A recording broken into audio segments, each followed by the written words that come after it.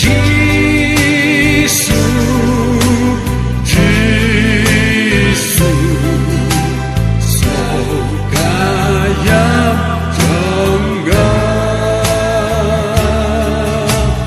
Haba Medan Katya Kiwe,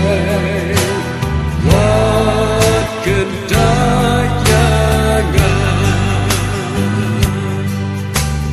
Jangan wan syakat jing